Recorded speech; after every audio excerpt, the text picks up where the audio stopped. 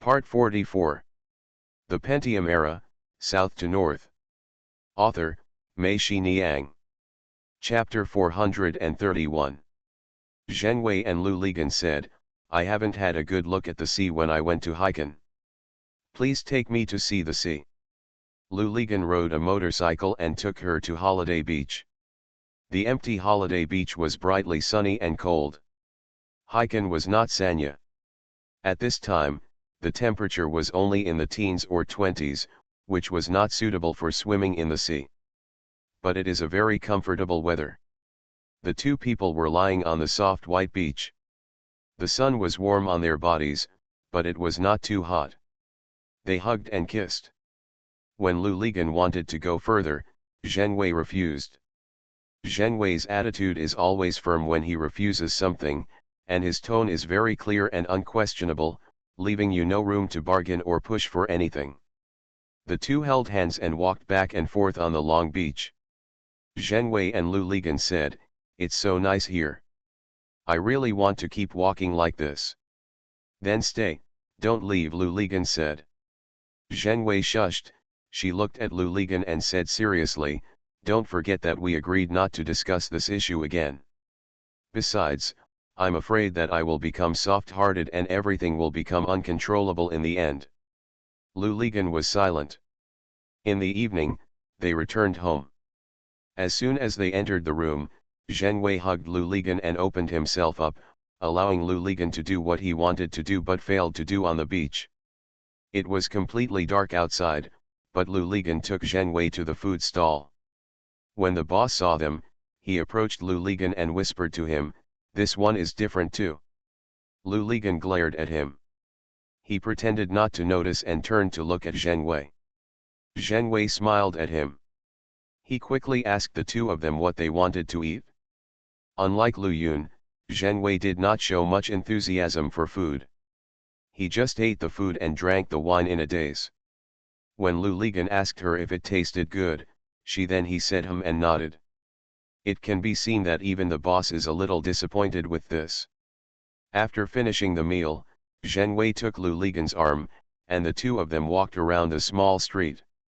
When they walked to the other end, those bad guys were playing billiards, and the ghost saw Lu Ligan coming with a new girl. Raised the billiard cue and shouted, Boss Lu, are you here to kill around? Lu Lizan asked Zheng Wei, Can you play billiards? He was a little worried, because Zheng Wei, like Lu Yun, was very good at playing billiards. If so, then today would be a humming replay of his farewell night with Lu Yun. Zheng Wei shook her head and said, I can only play table tennis. There is a table tennis room at home. I have played table tennis with my grandfather and the soldiers in the security class since I was a child. Lu Ligan breathed a sigh of relief and said to the ghost, No fight, didn't you see that I'm busy? Okay, go ahead and pay attention to your body. The ghost had a smirk on his face. Zheng Wei blushed and smiled softly. She tilted her head towards Lu Ligan and whispered. Yeah, I just said you guys have similar temperaments, just listen to your tone. The two people turned around and walked to the other side of the small street. When they reached the end of the street, Zheng Wei took Lu Ligan's arm and continued to walk forward. When they reached the darkness in front, Zheng Wei stopped and she turned around and hugged him. He met Lu Ligan and the two stood there kissing. What else is there? Zheng Wei asked, looking at the sparse lights in front of him. Lu Ligan told her that there was an open-air cinema. Just as Lu Ligan expected, Zheng Wei also said, Let's go and have a look, but she wouldn't act coquettishly and say, Guo, let's go, let's go. The two of them walked to the entrance of the cinema. Lu Ligan was about to buy a ticket. Zheng Wei pulled him aside and told him that they were all ugly movies. Don't watch them. It's a waste of time. I just wanted to come and watch this open-air movie. What is the dean like? The two of them walked to the door of the courtyard and looked inside. Zheng Wei said, Let's go. It's nothing special. It's just like the outdoor movies shown in the courtyard when we were children. This night was very touching and gentle. The two of them were getting closer and closer, and they felt more and more inseparable. However, they spoke less and less. It seemed that all the words at this time became pale and powerless. The two of them were in the dark. They moved silently, and there was an atmosphere of depression and despair in the air. It was this despair that made them become even crazier. Luligan felt as if they were holding a ceremony to commemorate the future that they would never meet again, and also to commemorate the unforgettable sadness and helplessness of the present.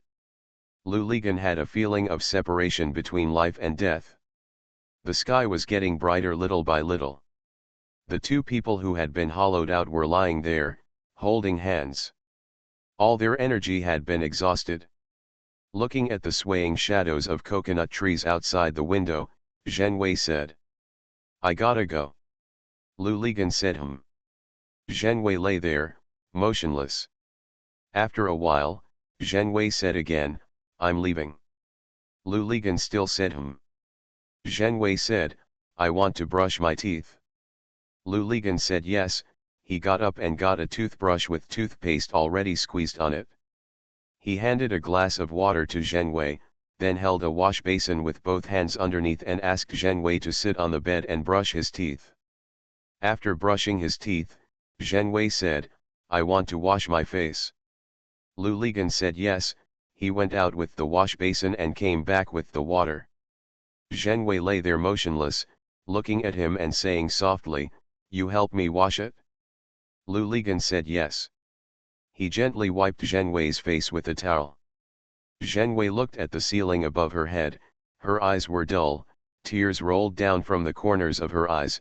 Luligan just wiped them away for her, and they flowed out again. Zhenwei's tears kept flowing as he kept wiping the pole. Zhenwei sighed softly, "It's useless." Lulizan continued to wipe stubbornly, and Zhenwei asked, "If I become a vegetative state, will you always be by my side like this? Even if my body can't move, I think I will feel you." Zhenwei smiled softly and said quietly, "Maybe, I will still want you." Luligan didn't say anything. He twisted a towel and wiped Zhenwei's neck, her long neck, and then continued down, bit by bit, carefully wiping her whole body. Waiting for Lu when the pole rubbed the soles of her feet, Zhenwei suddenly burst into tears. "I know the answer, thank you." Finally it was time to say goodbye. Luligan was about to send Zhenwei off to the airport.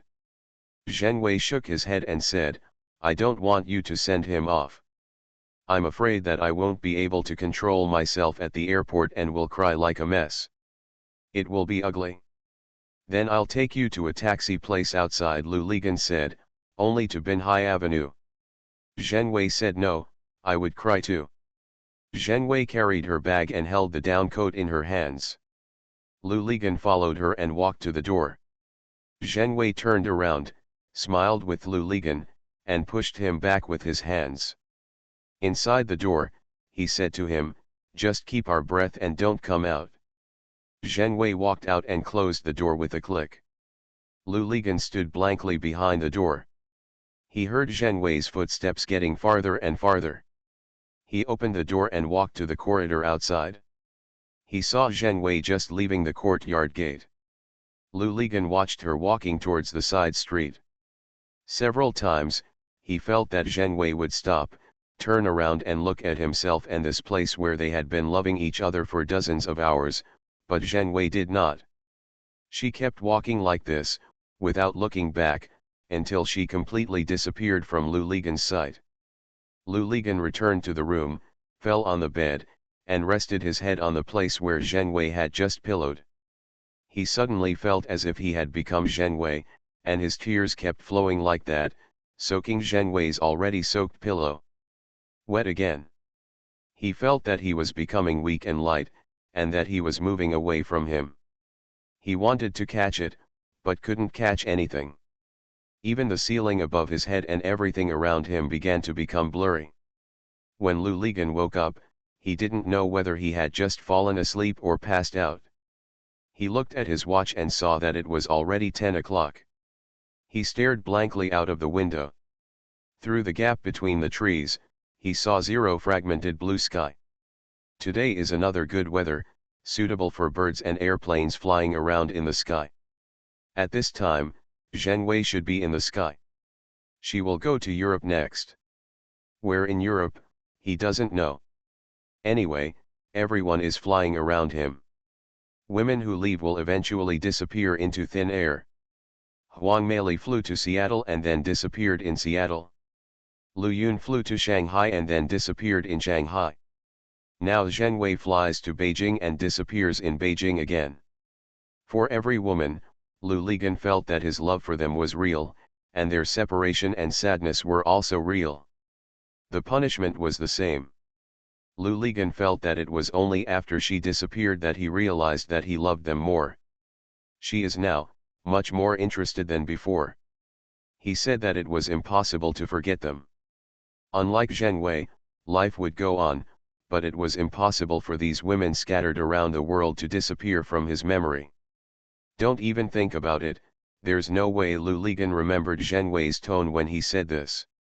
Thank you Qian Dad for your monthly ticket. Thank you for every recommendation, vote and reading. The Pentium Era, South to North. Author, Mei-Shi Niang. Chapter 432. Lu Ligan kept his eyes open and lay on the bed until 10:30. Then he got up. He took a towel and a toothbrush and went to the bathroom. The toothbrush was the toothbrush that Zheng Wei had just brushed, and the towel was the towel that had just wiped her whole body. I stood up and washed my face, feeling sad again. He returned to the room, sat on the sofa, took the mobile phone, and wanted to call Wu Ziyawai to pick him up, but then threw the phone away. He thought that this guy was here, Luo Li, he would definitely learn from yesterday. Rest asked about today's lateness, and after getting to the bottom of it, it seemed that all of this was a problem that he should be concerned about. Lu Ligan took out a cigarette, lit it, leaned lazily on the sofa, and finished the cigarette. Only then did he feel better and regain his senses. He picked up his backpack, went downstairs, and got on his motorcycle. When passing the billiard stand, the ghost called Lu Ligan. There was one thing Lu Ligan never understood. Why did this ghost seem to be here 24 hours a day? He was not the owner of the billiard stand, but he was related to billiards. It's like the stalls are spread out together. Whenever I pass by here, I can see him. Why don't you humming sleep? Boss Lu, did you bully that girl? The ghost asked. No, what's wrong? Why the hum are you crying all the way here? Asking her doesn't bother me. Is it because you slept with someone and didn't pay them? You, do you think she looks like Ding Dong? Lu Ligan scolded. Ding Dong, what else does he look like? It turns out that Jia, who lives next door to you, is also very beautiful and pure looking, just like Wu Qianlian. If you were Ding Dong, your business would definitely be just as good. Gun, I'm too lazy to pay attention to you. Lu Li stepped on the gas and left. He understood in his heart that it turned out that Zheng Wei didn't look back, not because she didn't miss this place, but because she definitely knew that she would not stay in the room obediently, and would definitely come out, far away. Staring at her, she didn't want to see her cry. Lu Ligan arrived at the company. As soon as he entered the door, Xiao Shi at the front desk called, "Hello, Mr. Lu." Lu Ligan nodded towards her and said hello. "Mr. Lu, Vice President Zheng is back," Xiao Shi continued. Lu Ligan was shocked and asked quickly, Who are you talking about?" "Vice President Zheng Wei, Vice President Zheng, just came back." Lu Ligan hurriedly walked a few steps to the large office area, turned around and looked over there. As expected, he saw Zheng Wei sitting in his office, with Chen Ji and Wei Venfang standing aside, talking to her. Lu Ligan hurriedly walked over there. People kept calling Mr. Lu hello, but Lu Ligan turned a deaf ear. When Lu Ligan arrived at Zheng Wei's office, Zheng Wei looked up and saw him, stood up, and smiled at him. Saying, "Hello, Mr. Lu, I'm back. Chen Ji and Wei Venfang also turned around and looked at Lu Ligan. Lu Ligan was completely confused. He stammered and asked, when did you come? The flight arrived early this morning, not long ago, Zheng Wei said. Oh, oh, Lu Ligan felt that he was a little incoherent, and suddenly said, have you rested? Zheng Wei's face turned slightly red and she said, thank you, Mr. Lu. I will ask Manager Chen for some information first and then go to rest. Wei Venfang said from the side, I have already made arrangements for Mr. Zheng, and we still stay at the Yedeo Hotel opposite. Lu Ligan nodded, okay, then you are busy, or after I finish my work here, I will come over to report to you about the affairs in Beijing, Zheng Wei and Lu Ligan said. Lu Ligan said, well done, and withdrew. He returned to his office in a daze, almost mechanically, and fell down on the sofa, letting out a long sigh. What's going on? Did Zheng Wei miss the plane or something happened? If she didn't catch the plane, she should have bought the next flight and waited at the airport. Now she was going from Haikan to Beijing, so she didn't have to worry about air tickets. Either the contract was changed, and even if the contract was changed, she should return to her place, or call herself. Didn't she ask herself not to tell people at the company that she was back? But when I saw her like that just now, it didn't look like her. It seemed like she had just arrived today and was getting ready to go to work. So, the person who had been with me these 2 days was a fake Zheng Wei? Lu Ligan turned around and looked over there through the glass. He saw the three of them from a distance, as if they had just said something happy and laughing. Lu Ligan looked at Zheng Wei from a distance. The figure was inexplicably moved.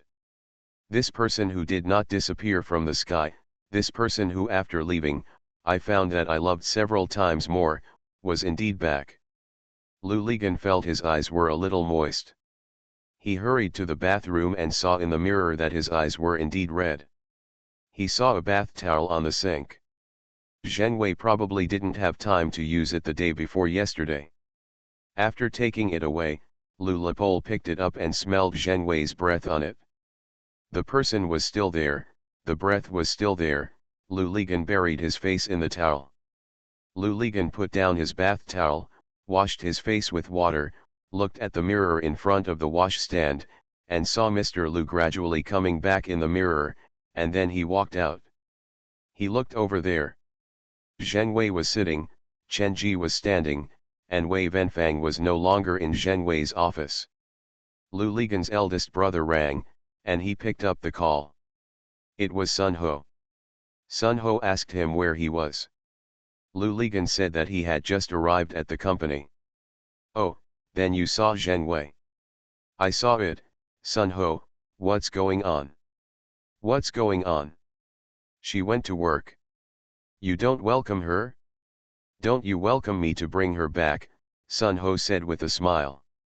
Yes, yes, damn you, I mean, your style of doing things is really strange. Why did this person leave so suddenly and then come so suddenly without any notice? Me too. Sun Ho stopped mid-sentence. He said, you still don't know that in a unit like ours, personnel adjustments are not always like this. It drags on for a long time. Okay, Zheng Wei, you are still in the same position, so I have officially informed you. Okay, I get it. Gangzi, let me ask you something else. It has nothing to do with the company. Then who, Lu Yun, where are you now? I don't know, and I can't contact her. You don't know? You don't, forget it, forget it. Sun Ho said and hung up the phone. As Lu Ligan sat there, a stone finally fell to the ground. In this way, Zheng Wei really didn't leave and would continue to stay here. Lu Li turned his swivel chair sideways and looked at the large office area outside. He saw Zheng Wei stood up and walked out of the office with Chen Ji. Chen Ji walked to her own office. Zheng Wei looked this way, and then come over.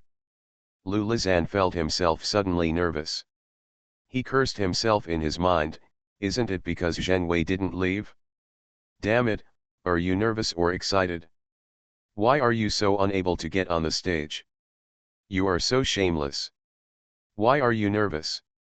The more Lu Ligan thought about it, the more nervous he became. He almost trembled all over. He saw Zhenwei getting closer and closer until she actually walked into his office. At this moment, everything seemed calm and calm. Feng Qing, Lu Ligan looked at Zhenwei and suddenly laughed. Zhenwei came over and did not sit down opposite Lu Ligan's desk. Instead, she walked directly to the window and looked outside. When she came back, she stood by the wall on the right side of the office, leaning against the wall. She stood there, looking from the large office area outside. It was a blind spot and she could not be seen. She looked at Lu Ligan and smiled slightly.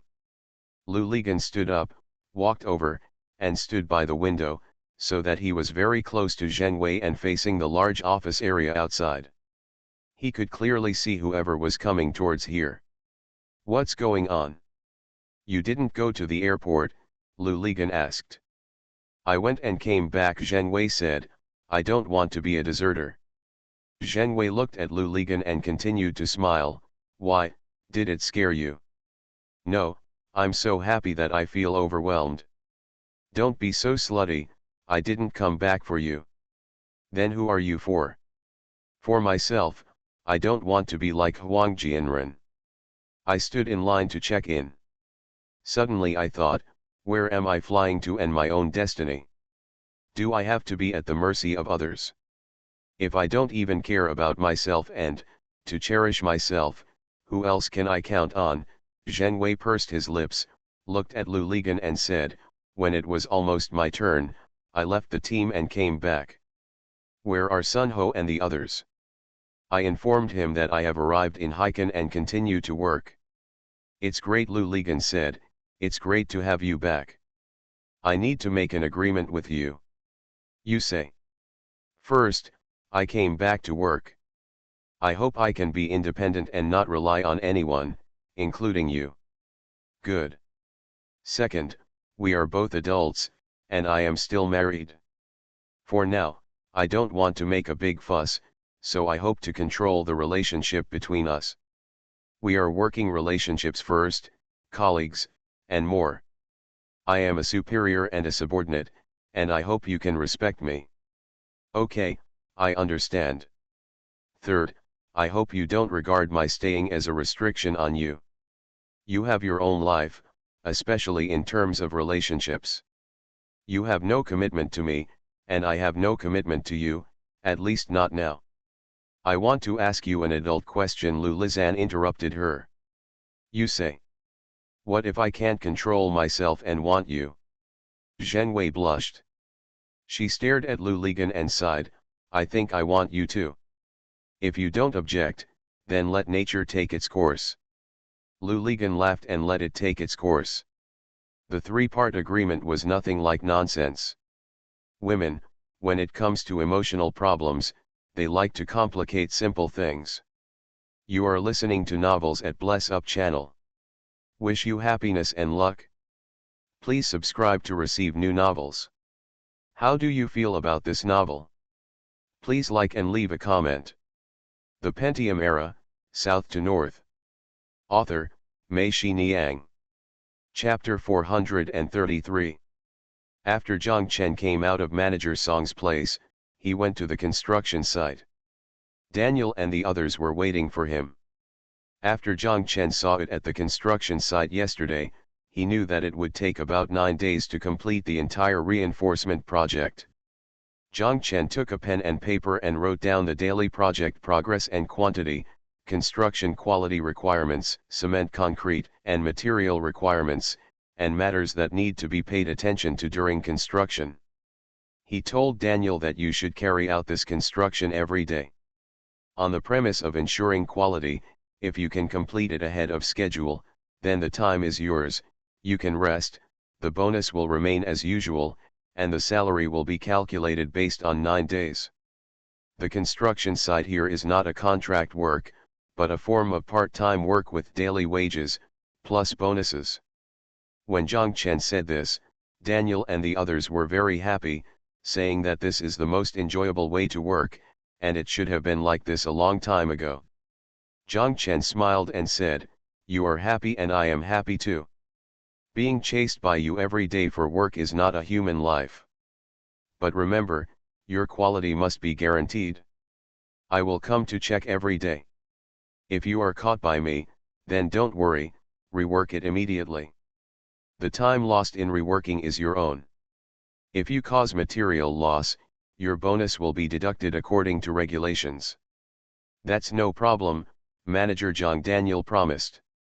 Zhang Chen opened another purchase order and asked the purchasers to go to the yard and warehouse to count the existing parts first, and fill in the insufficient parts at once. Don't delay Daniel and his team's construction because of materials. After arranging all this, Zhang Chen could take time to work on the design plan. Liu Bang, the great ancestor of the Han dynasty, came over early in the morning. He watched Zhang Chen arrange things on the construction site. He was greatly relieved when he saw Zhang Chen doing things in an orderly manner. He knew that this young man was not simple, which made him not only treat him the design is greatly assured, and the subsequent construction quality control and progress of the entire project can be completely assured. He felt that it was Mizu's blessing that this project, after going through so many ups and downs, seemed to be bright in the future. Boss Liu still wanted to invite Zhang Chen to lunch, but Zhang Chen refused. He smiled and said, "Don't you want to see your design plan earlier?" "Of course I do, more than a woman." "Then let me go home early and start working." Boss Liu thought for a while and said, "Manager Zhang, you think this is it? I will open a room for you in Wanghu Hotel, and you and your girlfriends can live here, and you can design the room, okay?" No, there is no such rule," Zhang Chen said quickly. "I know there is no such rule, Manager Zhang, but isn't this project of ours special? We should treat it very differently in extraordinary times. I just saw you arranging the work. There are still 9 days left to work here. So let me figure it out. You design 1 week, if there are more revisions, these 9 days will not pass by at once. If the plan comes out and materials are not prepared, then won't the workers have to stop work again? Also, you are only one person. You have to design and manage the construction site. You said you live far away. If you run back and forth every day, you will not waste your time on the road. How close is Wanghu Hotel to here? Walking it's only 10 minutes. If you get tired of thinking every day, just think of it as a change of mind, come out for a breath of fresh air, and go to the construction site. Isn't it very time-saving?" Zhang Chen hesitated. Boss Liu really hit the nail on the head. He lived so far away, and it did take a lot of time to go back and forth every day. Especially, Xiao Zhao's working hours were fixed, and he was worried about the snowy weather. She rides back and forth by herself, and must be picked up and dropped off, so she has to make another trip in the middle. If you are staying at Wanghu Hotel, ride from Hubin Road in front of Wanghu Hotel to Jifang Road. Continue riding Jifang Road until you reach Yashengguan Road. The road is not far and you can ride there in about 20 minutes. The most important thing is, this road is in the city center. No matter how heavy the snow is, the road will be cleaned. No matter how early in the morning or late at night, the road is safe. Xiao Zhao can ride back and forth by himself. Even if you don't ride a bicycle, it's very convenient to take the bus. It's not like in Sanbeo, where you have to wait until you are desperate and then it will stumble to arrive. Boss Liu continued, "Also, look at how cold the weather is in Hangzhou now. Do you have to warm your hands first when you paint every day? This warm-up time is wasted again." Boss Liu's words made Zhang Chen couldn't help laughing. Boss Liu also smiled and said, "Manager Zhang, don't think too much. I'm not doing this for you, but for myself. You think, if you come up with the plan 1 day earlier, the construction here will be possible 1 day earlier. If construction is started 1 day earlier, it will be completed 1 day earlier. If it is completed 1 day earlier, I will open the business 1 day earlier, and if I open the business 1 day earlier, I will have water coming in earlier. Compared with your daily room rate, am I getting a good deal? Zhang Chen was dumbfounded by Boss Lu. He said, "This algorithm of yours is like playing chess. I can't help but admire you step by step. Of course, I'm in business. Of course I have to settle small accounts, and even bigger accounts.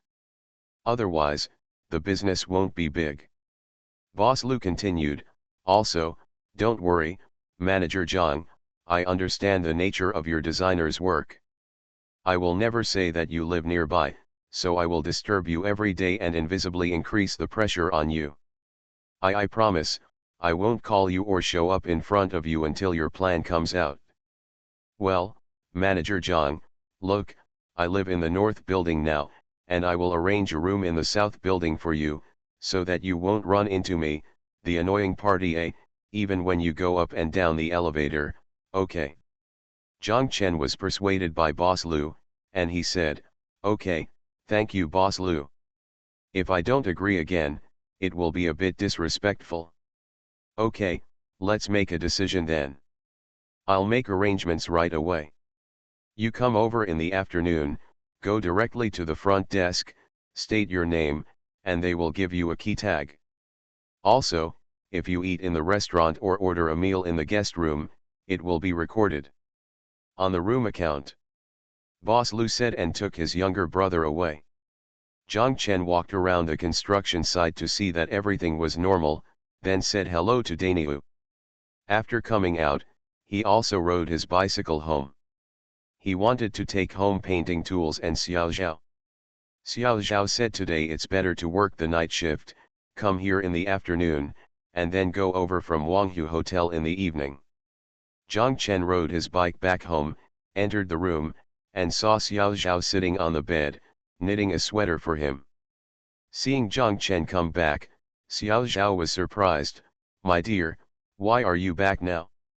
Don't you want to come back at night?" Zhang Chen told her about going to Wanghu Hotel. Xiao Zhao was very happy. She asked, "Wanghu Hotel? Can you see the West Lake from the room?" "That's probably it. I've never been there either," Zhang Chen said with a smile. "Anyway, it's right on the edge of the West Lake.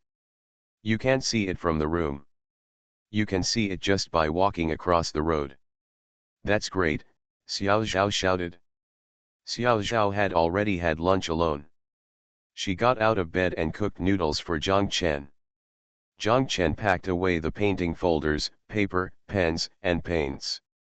When he sat down to eat noodles, Xiao Zhao went to the cabinet and found the two of them. Change of clothes. After packing up, the two of them were about to go downstairs. Xiao Zhao stood at the door, looked inside the room, and asked, "My dear, how many days will it take for us to come back?" "A week at most," Zhang Chen said. "Oh, I'm really reluctant to leave home for so long, my dear."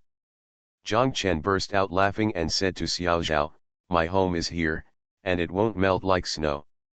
Besides, we are staying in a hotel where there is air conditioning and 24-hour hot water.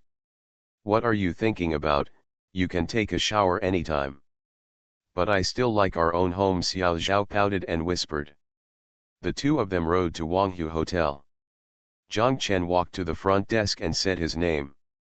The front desk gave him the room key tag. Zhang Chen took a look and found that it was indeed room 605 in the south building. The two of them walked into the elevator of the south building. Xiao Zhao leaned against Zhang Chen and whispered, "Dear, this hotel is so high-end, does it cost a lot of money for one night?" Zhang Chen shook his head and said he didn't know. "He told you that it was the Taiwanese boss who arranged it?" As soon as the two people entered the room, Xiao Zhao screamed. She threw the things in her hands to the ground, ran in, fell on the bed, and shouted, "Such a big bed, it's from Simmons. It's so soft. My dear, this room is so nice." Zhang Chen turned sideways and almost shed tears. Although this hotel is not bad, to be honest, compared with the newly renovated Wanghai International Hotel in Haikan, there is still a difference from the lobby below to the room. Xiao Zhao is like this, like Grandma Lu who just entered the Grand View Garden for the first time. She is not someone who has never seen the world. What made Zhang Chen feel so sad and almost shed tears was that he thought that all this was because they had lived a hard life for so long that they had forgotten everything they had experienced before, so they would make such a fuss when they reunited after a long absence. Yelling so loudly. The Pentium Era, South to North. Author, Mei Shi Niang. Chapter 434. Zhang Chen walked over, Xiao Zhao sat up from the bed, reached out and grabbed Zhang Chen's hand, and pulled him off. The two fell on the bed, hugging and kissing. Xiao Zhao and Zhang Chen said, "Honey, I've thought about it." "What have you thought about?" "I'm going to take care of you tonight." Zhang Chen smiled and said, "Okay, come on, either the east wind will overwhelm the west wind, or the west wind will overwhelm the east wind. Let's see who of us is afraid of whom." "Ouch," Xiao Zhao shouted. "What's wrong?" Xiao Zhao looked at Zhang Chen with a bitter face and said, "I forgot that I have to work the night shift tonight." Zhang Chen laughed loudly. Xiao Zhao punched him and cursed, "You are still laughing and I will ignore you." After scolding, she got out of bed, walked to the door to the balcony, and shouted, "Hey, dear, come here quickly, you can really see the West Lake from here." Zhang Chen teased her, "Aren't you ignoring me?" "Oh, cheapskate, it was just now, now is now, come here quickly." Zhang Chen stood up and went over. The scenery outside was beyond Zhang Chen's surprise. He originally thought that the Provincial Political Consultative Conference and the Foreign Languages bookstore buildings across the road would block the view from here. Even if he could see the West Lake from here, he could only see a corner of it. Only when he got here did he realize that the two buildings only had 4 floors, and they were living on the 6th floor now, with a panoramic view of the entire West Lake. Zhang Chen felt a little grateful.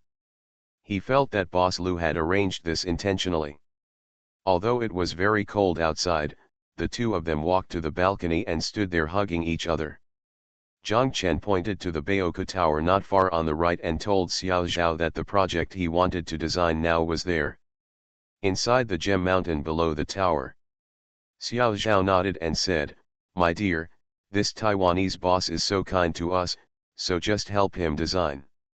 I promise to fully support you." Zhang Chen said yes. The two returned to the room and cleared out the desk. Zhang Chen immediately started working. Xiao Zhao sat on the sofa, knitting and watching TV. This was probably the first time she watched TV since leaving Haikan. There is a 12-inch black and white West Lake TV set in the duty room of the Red Flag Hotel. However, the antenna on the roof was broken during the typhoon last summer. No one has ever gone up to the roof to repair it. The knobs of the TV set were making loud noises, and the screen was covered with snowflakes. It was good to be able to see a figure twisted into several segments. So the TV with the red plastic casing was always turned off, and no one even turned it on. Xiao Zhao was afraid of disturbing Zhang Chen, so he muted the TV. Zhang Chen found it funny. He said, "What kind of TV can you watch without sound? You are not deaf." "It doesn't matter. I am not afraid of noise when I work." Zhang Chen repeated it several times, and Xiao Zhao picked up the remote control and turned up a little sound. The story of the editorial department was playing on the TV. The voices of Li Dongbao, Ji Yiling, Yu Deli, and Sister Niu all sounded like mosquitoes. Buzzing, buzzing, but Xiao Zhao was still teased by them and wanted to laugh, but he was afraid of disturbing Zhang Chen, so he held it in as hard as he could and snickered. Zhang Chen stood up and walked over, picked up the remote control, and adjusted the volume to 32. Xiao Zhao looked at him in surprise. He said to Xiao Zhao, "What's so funny?" "When I hear laughter, it relaxes my brain. Also, don't hold back your laughter, which makes me uncomfortable. When I'm in working mode, I'm really not afraid of noise. I'm not afraid of thunder and firecrackers. Don't worry if you can't hear me. Okay, okay, Xiao Zhao nodded, her eyes still attracted by the plot, staying on the screen. After a while, she finally giggled. After a while, Xiao Zhao couldn't help but stand up, come over to help Zhang Chen pour water, or stand behind him, hug his head from behind, kiss the top of his head, and then shout after kissing, "My dear, I'm sorry for disturbing you again." Zhang Chen grabbed her and pulled her to sit on his lap. The two hugged each other and kissed. Although Xiao Zhao was around and would distract him from time to time, Zhang Chen felt very relaxed and worked very efficiently. By the time he was about to have dinner in the evening, he had already arranged the rooms one by one, the wine cellar style K room. The effect picture is done. Zhang Chen asked Xiao Zhao to come over and take a look, saying that he had finished the painting. So fast? My dear, you are so awesome. Xiao Zhao put the sweater in his hand on the sofa aside, got up and walked over. How is it? Does it look good? Zhang Chen raised the renderings and asked Xiao Zhao behind him. Xiao Zhao said and Zhang Chen could clearly feel that the was a bit reluctant. Zhang Chen looked at her, and Xiao Zhao hesitated and asked, "Are you going to change this?" "I won't change it anymore," Zhang Chen said. "Do you think there is anything that needs to be changed?" I think. Xiao Zhao hesitated, looking like he was hesitating to speak. Zhang Chen smiled and said, "If you have anything to say, just say it. I won't eat you." "What about me? What did I say?" Xiao Zhao looked at Zhang Chen with a bit of flinching in his eyes. "Say it," Zhang Chen encouraged. "Then I really said, dear, don't be angry," Xiao Zhao said. "I'm wondering, will the Taiwanese boss be angry when he sees this?" "Why? Is this a KTV room?" "Yes. But why doesn't it look like a KTV room? It's so broken, and it looks so old," Xiao Zhao said, a little anxiously.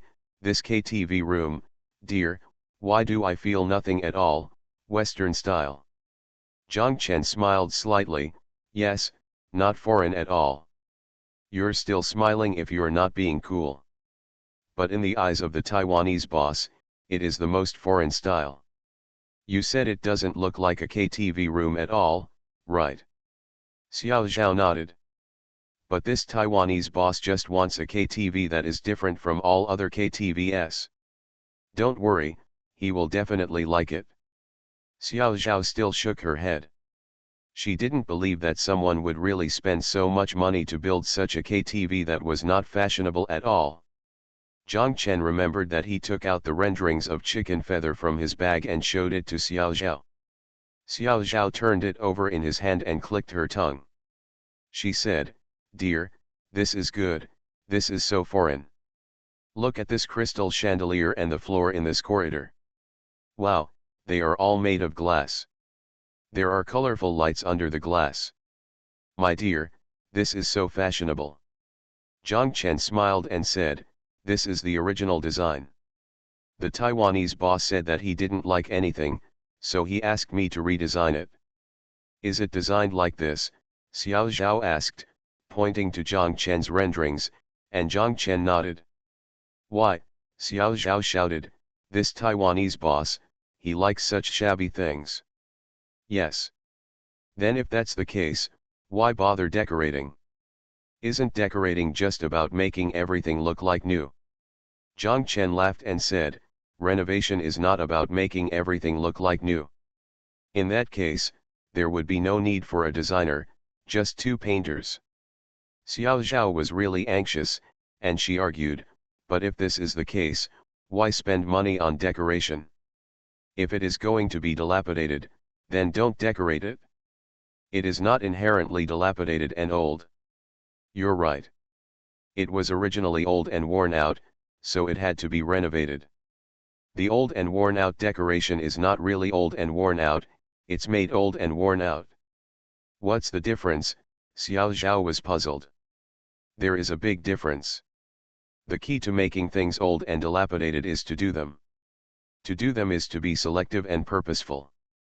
In the restoration of cultural relics and ancient buildings, the most important thing is to restore them as they were before.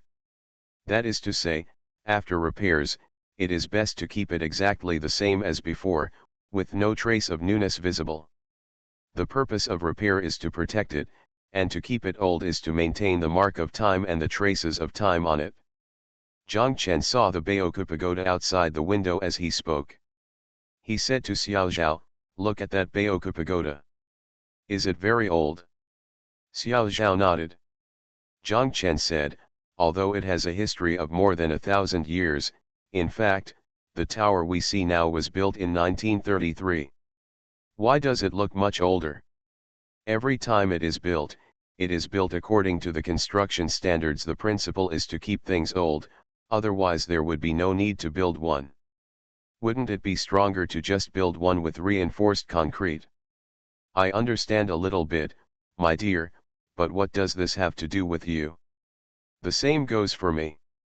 If I design it in a very foreign style, like the Daowen Hotel or Golden Palm Entertainment City in Haikan, then it won't be able to meet the requirements that Boss Lu wants, which is different from other KTVs. What do you think? Think about it. If you go to Daowen Hotel or Golden Palm, or the dance hall of Wanghai Tower, when you come out, do you feel that there is no difference between these places?" Xiao Zhao nodded. "But what about here? It's totally different from them," Xiao Zhao shouted. "Yes, this is the gimmick and effect that Boss Lu wants, or the selling point," Zhang Chen said with a smile. "But, dear, I still feel that foreign style. What should I do?" Xiao Zhao was anxious again. She pointed at the renderings of Jifei and said. "Then ignore him," Zhang Chen said. "It's not you who pays for it anyway, it's the Taiwanese boss who pays. As long as he likes it, that's fine." Xiao Zhao was relieved. She felt that what Zhang Chen said made sense. The Pentium Era, South to North. Author, Mei Xiniang. Chapter 435. It was time for dinner. Although Boss Lu and Zhang Chen had said that if you went to the restaurant to eat, you could charge the room bill, but Zhang Chen still felt that before the plan came out and the other party's approval was obtained, all this was deserved. Both Zhang Chen and Xiao Zhao knew that eating in such a hotel restaurant would definitely not be cheap. They were embarrassed to pay the bills and reluctant to pay for the food themselves. Their combined monthly salary was probably not enough to have a meal here. "Let's go out to eat," Xiao Zhao said. But Zhang Chen knew that even if he went out, the restaurants near the West Lake were very expensive, unless he went to Baoka Road, the restaurant where he had noodles that day, but it was already close to Tianmu Mountain Road, and it was too far from here. "My dear, either we go to eat lotus root starch and tea eggs. By the way, Dongpo Road is not far from here, or we go to Jiweiguan," Xiao Zhao suggested again. Zhang Chen looked at the second rendering that he had started working on the table, and thought to himself, after all this time, when he came back, it was almost time to send Xiao Zhao to work, and this night was basically over. Zhang Chen thought of Boss Liu's chess algorithm, couldn't help but smile, and thought to himself, "Okay, I'll hurry up and let you have a profit one day earlier. I'm going to continue here. We'll order food and eat noodles in the room," Zhang Chen said. Xiao Zhao said okay. She picked up the guest room order menu, opened it, and shouted, "Dear, this is a pig-killing shop. The noodles here are more expensive than Koiwan restaurant." "How many?" "Look." Xiao Zhao grimaced and held out the menu. Zhang Chen took a look at it. The cheapest noodles with shredded pork and pickled vegetables cost 18 yuan, Pienerchuan cost 25 yuan, and a portion of Yangzhou fried rice also cost 18 yuan. Zhang Chen said, "I'll have Yangzhou fried rice, and you'll have Pienerchuan." Xiao Zhao said, "Then I'd like pickled vegetables and shredded pork noodles." Xiao Zhao looked at Zhang Chen, still unhappy, and cursed, We too don't have much meat on our bodies, why are we treated like pigs and killed? Jiang Chen held the pencil in his hand and turned back to look at Xiao Zhao. Seeing that her face was flushed, he couldn't help but smile and said, "Click." "I'm just not convinced," Xiao Zhao said with a pout. "Then let me have some." "Forget it, I'll do it," Xiao Zhao said and dialed the ordering number. The waiter pushed the dining cart and brought in noodles and Yangzhou fried rice. He took the order and asked Jiang Chen to sign it. Jiang Chen asked him, "Can I pay you cash for this?" "I'm sorry, sir, Boss Lu has already ordered that all charges for this room will be charged to the room account," the waiter said to Jiang Chen apologetically. "Do you know Boss Lu?" Jiang Chen asked curiously. "Of course, Boss Lu has stayed in our hotel for more than a year. Everyone in our hotel knows him," the waiter smiled. Jiang Chen thought to himself, yes, it took him 7 months. It would be weird if he didn't wait for more than a year. No wonder he was so anxious. Seeing that everyone in the company had a bad look, it would be the same for anyone else. Jiang Chen thought this way, and felt a little sympathetic to Liu Bang, the great ancestor of the Han dynasty. When Partia has reached this point, he is still God, and he is simply worse than his grandson. Although that portion of noodles was expensive, it was quite generous. It was served in a tasting pot. It was almost as full as a tasting pot. It also brought 2 small bowls. When Xiao Zhao saw the waiter going out, he said to Jiang Chen, "What a loss, if I had known this, we would have just ordered a bowl of noodles, that much." Jiang Chen smiled and said, "Are you going to scold others for killing pigs?" "Humph, at least half of them were killed," Xiao Zhao said unconvinced. Xiao Zhao took a shower in the room and sat for a while. After 8 o'clock, she told Jiang Chen that she was going to work. Jiang Chen stood up to see her off. Xiao Zhao pressed him on the chair and talked to him. "Explain. After you eat their Yangzhou fried rice, just work for them. I can just ride there by myself." Jiang Chen thought that this section of the road was in the city center, so he let her go and continued the work at hand. Xiao Zhao rode to the hunky hotel. It was just 8:30. She pushed her bicycle through the hotel door. When Ziyulian saw her from a distance, she stood up and shouted, "Ao Xiao, Ao Xiao." Xiao Zhao was still locking the bicycle, and Ziyulian walked out from behind her, shouting as she walked, "Hurry up, hurry up." I don't know why she was anxious. When Xiao Zhao turned around, she had already disappeared. Without even asking, Xiao Zhao knew that the boiling water in the room was definitely not delivered. She took the key to the boiler room and put a sign saying, "Please call the waiter if you need anything," on the table in the duty room, facing the open window. He walked out and closed the door of the duty room. Xiao Zhao walked to the boiler room, opened the door, and saw a pile of empty thermos bottles inside. Xiao Zhao filled all the thermos bottles with water, and then went from the first floor to the second floor. 1 bottle per room on the first floor, and 2 bottles per room on the second floor. "Bottles, send all thermos bottles into the room." Xiao Zhao passed by the small hall upstairs and saw that the ashtrays on the coffee table were full. There were also cigarette butts and ashes on the coffee table and the floor. 2 men in their 40s were sitting there, puffing away smoke. Xiao Zhao cleaned the ashtray, wiped the coffee table, and took a mop to mop the floor clean. When Xiao Zhao was working, the 2 men kept staring at her. When Xiao Zhao was mopping the floor, she asked them to lift her feet. They said in a smooth tone, "If you call me brother, we will lift you." Xiao Zhao insisted, "Comrade, please raise your feet." The 2 people laughed and didn't lift, so Xiao Zhao gave up on them and went downstairs with the mop. After doing all this, Xiao Zhao looked at his watch, it was already 9:30. Xiao Zhao returned to the duty room. After thinking about it, she closed the door of the duty room. She estimated that the 2 guys just now would come down and continue to entangle, so she took precautions first. Xiao Zhao knew this kind of man very well.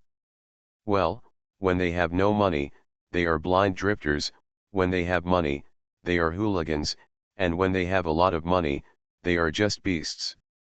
Sure enough, as soon as Xiao Zhao sat down and picked up the sweater to be knitted, the two guys came down, pushed the door, and found that the door was closed. They went to the window of the duty room and said to Xiao Zhao, "Beauty, it's too cold, can you let us come in and warm up by the fire?" Xiao Zhao didn't even look at them, shook his head and said, "No, we have regulations. Outsiders are not allowed to enter the duty room, and their wages will be deducted." One of them shouted, "We are not outsiders. Doesn't it say feel at home in your room? It means that when we say this, it feels like we are back home. We are home. Do you still think we are outsiders?" Xiao Zhao felt disdainful and cursed, "Who are you guys? You think I don't know and you are trying to be clever in front of me," Xiao Zhao said calmly. "Yes, have you ever been to the West Lake? There is a sign in a park beside the West Lake that says 1-day trip to the West Lake. Why don't you jump into the West Lake and swim for a day?" One of them choked, and the other burst into laughter. After the one who burst out laughing, he made another move. He said, "I will pay for you by deducting any amount of salary you want. I can afford it?" Xiao Zhao said calmly, "Not much, just enough to buy a brazier and a few kilograms of charcoal."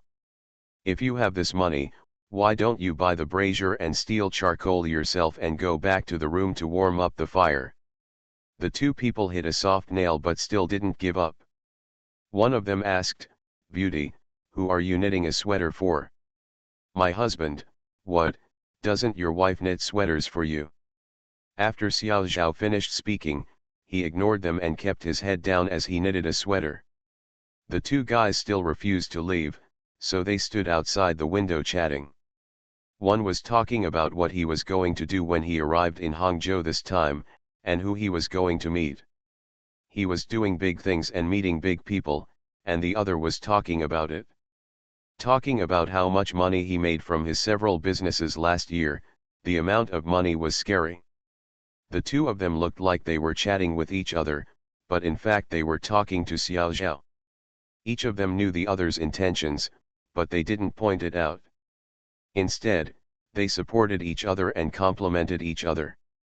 While they were talking, they would secretly meow Xiao Zhao from time to time to see if she had any reaction, but Xiao Zhao kept knitting his own sweater with his head down, and would stop from time to count how many injections he had received in this row.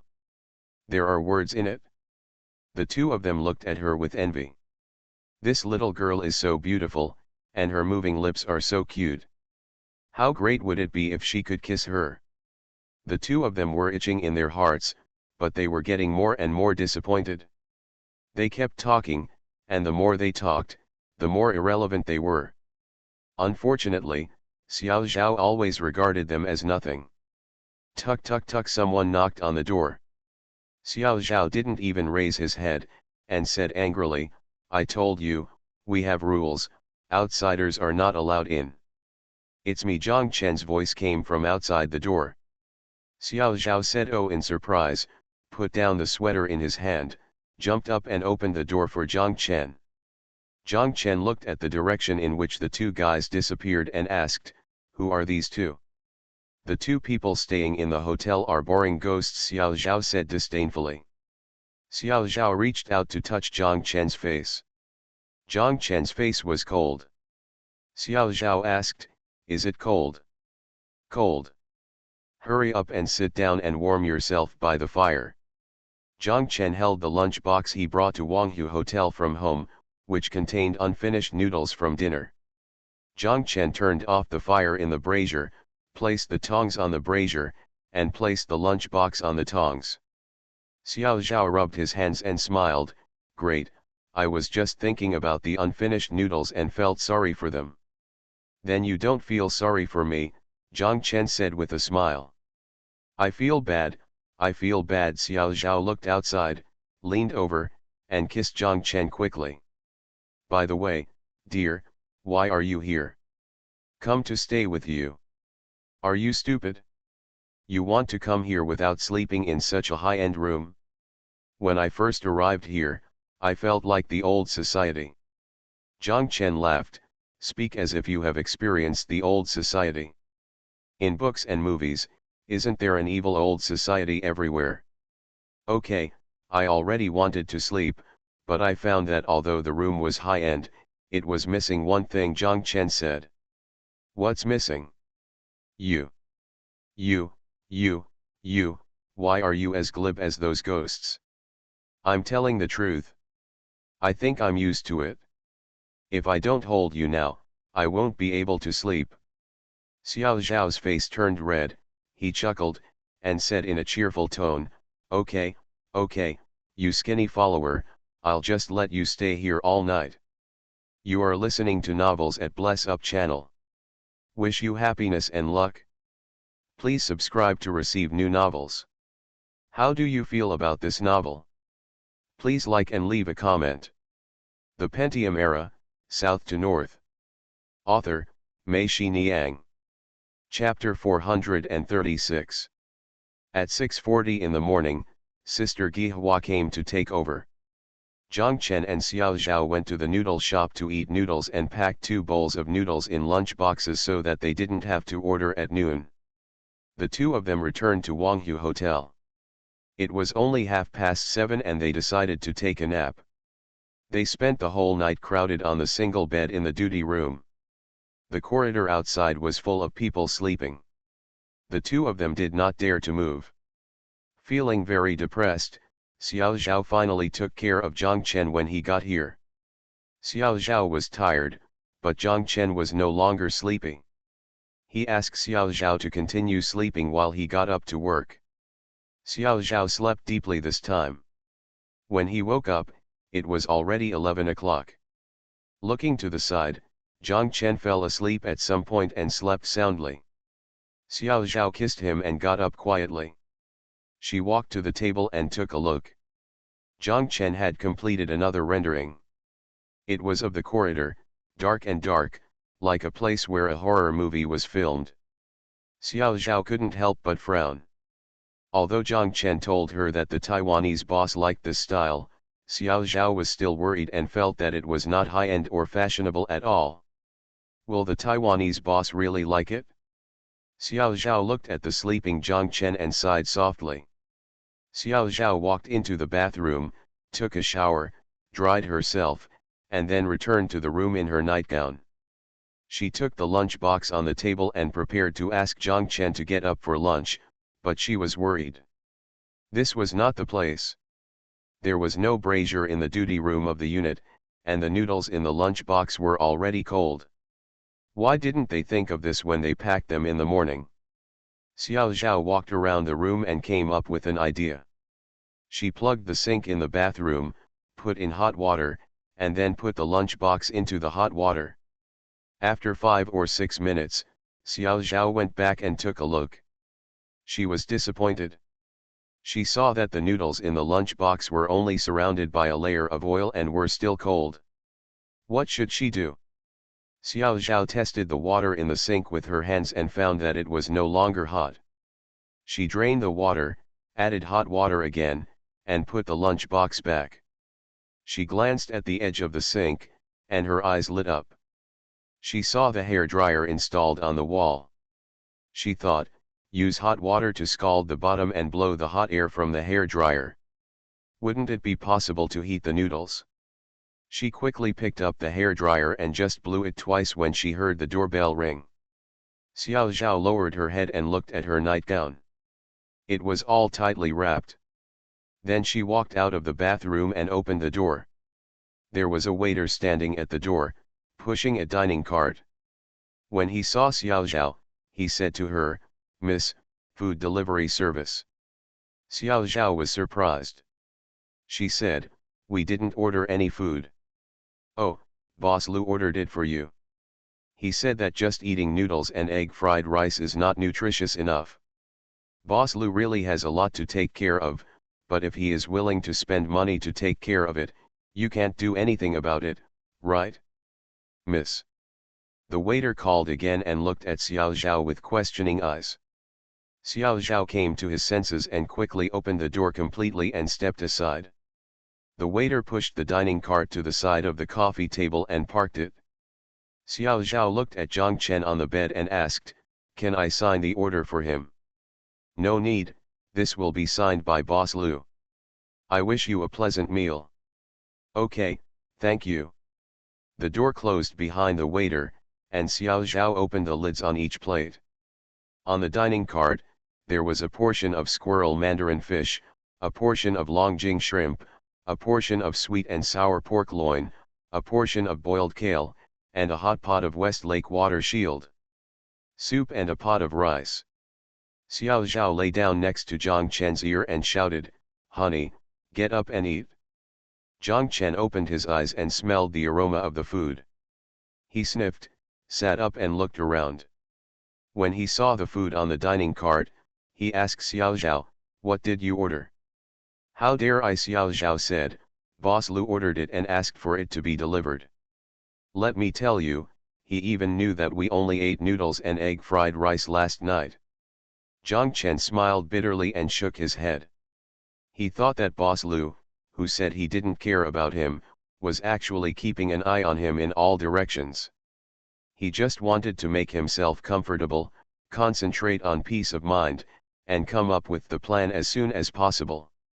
He was really well-intentioned. Bitter. Zhang Chen thought of another thing and asked, "Why did I get to the bed? I remember that I was sitting there working." "How do I know you, you skinny follower?" Xiao Zhao said with an angry smile, "Get up quickly, the food is going to be cold."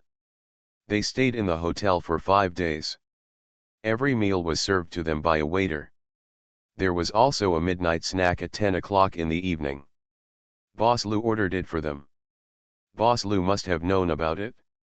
These two are sensible people. If you let them do it by themselves, they will only order the cheapest. Xiao Zhao worked another night shift, and Zhang Chen went to sleep with her for the night. Zhang Chen felt that he was not joking. If Xiao Zhao was not around, if he didn't hold her and smell her cool fragrance, he would be "I really won't be able to sleep." Xiao Zhao switched to the morning shift, so she no longer needed Zhang Chen to pick her up. However, Zhang Chen would still deliver food to her at noon, but he would come back immediately after delivering it. He had to continue working and go to the construction site. Xiao Zhao laughed at him, "You are in the old society and you don't want to stay for a moment." But when Zhang Chen wanted to stay a little longer, she would urge him, "Go quickly, go quickly. I will eat Boss Liu's food one meal after another. Why do I feel the pressure is increasing?" Zhang Chen smiled and said, "Why are you so stressed? It should be me who is stressed." Xiao Zhao sighed. What she didn't tell Zhang Chen was that no matter how she looked at it, she felt that the things Zhang Chen designed this time were not fashionable or high-end. What was going on? The things he originally designed were so foreign and high-end. She didn't know how many people were amazed in the lobby of Wanghai Tower, but now, this time. Xiao Zhao was always worried that he might screw up this time, and that Boss Lu was really just delivering food to them every day. "I heard that he also lived in Wanghu Hotel, so why didn't he come over and have a look? If he had come earlier, see, wouldn't it be enough to stop Zhang Chen earlier and let him redesign it?" Alas, these strange men. During this period, Zhang Chen thought that his remittance slip should have arrived home, so he used the phone in his room to call the communication room downstairs. After a while, his mother's voice came from the phone. When his mother heard it was Zhang Chen, she almost cried. She lowered her voice and asked anxiously, "Son, where are you? That Xiao Wu comes to your house every 2 days. Your father and I thought something had happened to you. When we asked him, he said it was fine and he just came to take a look. It's good. There is coal in the house now. He brought the bread and rice over, but the coal cakes were piled in the corridor and at the corner of the stairs. They couldn't burn them all in 3 months. Son, is there something wrong with you?" Zhang Chen quickly smiled and said, It's okay, I'm in Hangzhou now. You're in Hangzhou, so why don't you go home? There's a lot of work to do here. Oh, oh, oh. By the way, Mom, I have a remittance order. Has it arrived? You still said that. Mom lowered her voice and asked, where did you get so much money? Zhang Chen didn't bother to explain, so he said, I used the money from my work to buy things in Hangzhou. Mom was relieved. She told Zhang Chen that the remittance order had arrived a long time ago. By the way, the post office also left a phone number, asking you to call them before picking it up. Mom told her the phone number of the post office. Zhang Chen repeated it. Xiao Zhao wrote it down on the side. Zhang Chen told his mother that he would go back in the next 2 days, and then hung up the phone. Zhang Chen then called the post office and gave his name. The people at the post office immediately knew who he was and said to him, Master Zhang, we asked you to contact us by phone because we want to tell you that when you decide when to withdraw money, you must inform us 1 day in advance so that we can prepare. You also know, Master Zhang, our post office does not always have so much money, the other party said. Xiao Zhao was listening.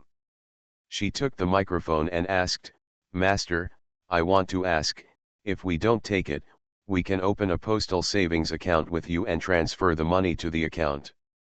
Is that possible? Really, that's great, the other party shouted. Of course it's okay. When will you do it? I don't know about this yet, just these 2 days, Xiao Zhao said. By the way, let me ask again, if we deposit this money, can we pick it up in Hangzhou if we return to Hangzhou? Of course you can. Our Yongcheng belongs to the Hangcheng area. In Hangcheng, you can pick it up at any post office. Okay, thank you. Master, my surname is Wang. You can call me Xiao Wang. I wonder if you can let me help you with this business. Make a call before you come. Whether I go to work or not, I will be here waiting for you. Okay, no problem. Great, thank you, Master. Please note my home phone number. If I'm not at home, just tell my family and tell them when you can come. Xiao Zhao said yes, and she wrote down the other party's phone number. The other party said thank you repeatedly and hung up the phone. Of course she was happy. With such a large deposit, her deposit collection business for this quarter was completed. The Pentium Era, South to North. Author, Mei Xiniang. Chapter 437. Xiao Zhao had a rest today, and Zhang Chen's design had come to an end. The two of them were very relaxed and lingered on the bed for a while. However, at 9 o'clock, Zhang Chen was kicked out of bed by Xiao Zhao and went to work at the desk. At that time, the division of labor in the decoration industry was not very clear, and the requirements for designers were very high.